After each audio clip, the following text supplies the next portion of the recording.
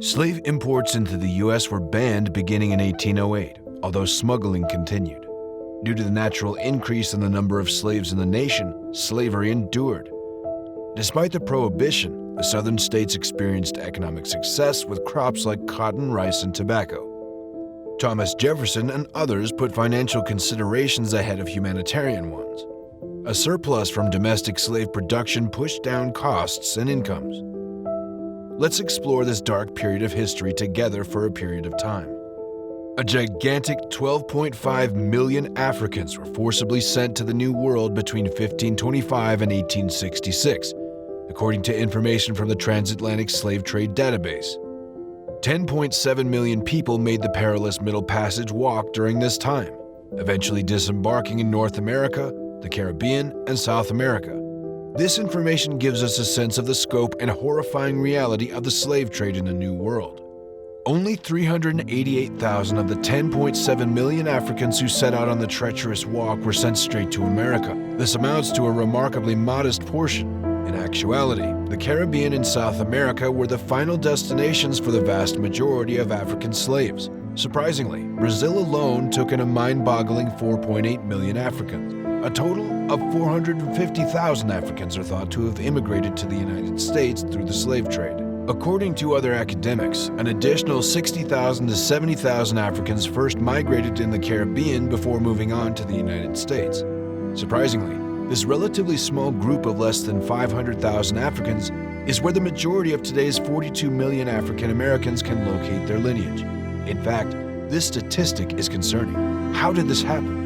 Most historical sources agree that the practice of slave breeding holds the key to the solution. Slaves were regarded as one of the most precious domestic resources in several states, such as Virginia. African Americans' populations grew as a result of the cultivation of rice, sugar, and territory expansion. For white farmers, slaves became extremely valuable assets due to rising demand and cost. Slaves in America were valued at $4 billion in 1860, exceeding the aggregate value of gold, silver, money supply, and cropland in the South. Slaves developed into an important resource for accumulating riches. The supply of slaves in the United States was constrained following the 1808 importation ban, but at the same time, land clearing in the uplands and greater cotton output caused a rise in the need for labor. In the lower South, slave owners pushed their charges to have more children because they saw it as a sign of productivity. During this time, the terms breeders and breeding were frequently used, since slave owners actively bred their slaves to satisfy the expanding demand. To meet the demands of the South, breeding operations were created, mainly in Maryland and Virginia. Franklin and Armfield, a renowned slave trading company founded in 1828, transported slaves from the upper southern states to the deep South. Franklin and Armfield built up their enterprises across Louisiana, Georgia, and Mississippi, becoming some of the wealthiest persons in the country. They coordinated the slaves' transportation while using operatives to find potential slave vendors in Virginia, Maryland, and Delaware. Louisville, Kentucky served as a major port and market for the smuggling of slaves down the Ohio and Mississippi rivers. The robust slave trade and related industries in New Orleans helped it to become the fourth largest and wealthiest city in the United States by 1840. It was home to the country's biggest slave market. Richmond, positioned as a key port, permitted the transfer of 10,000 to 20,000 slaves per month to states farther south and west. In Virginia, slavery replaced tobacco as the primary domestic crop. Due to the Fugitive Slave Act, which guaranteed runaway slaves would be brought back with federal assistance, slaves unloaded in New Orleans were more likely to come from Richmond than from Africa. The majority of residents on breeding farms were women and children, with a limited number of male slaves assigned to covertly impregnate the women, frequently donning masks or sacks to hide their identities during forced sexual contact. Breeders were looking for offspring to sell, which may have been a friend, relative, sister, niece, aunt, or even the person's own mother. Slave masters' interference in the sexual life of their slaves, especially the women slaves, was commonly described in slave narratives books that chronicled the experiences of escaped slaves throughout the antebellum era. The tremendous violence that slave women suffered at the hands of their masters, sons, and overseers included forced sex, arranged marriages, and sexual assault, was described in slave tales. The fact that female slaves were forced into having children, often by being partnered with strong, larger males, to generate strong slave labor, is a troubling reality. The market placed a higher value on larger children. White owners, their friends, and families sexually abusing female slaves produced additional progeny. Slaves with lighter skin were frequently used as household helpers, or even as fancies, a term used to refer to prostitutes. Slave owners used sexual assault on African women as a tool of control, for their own enjoyment, and as a calculated financial strategy.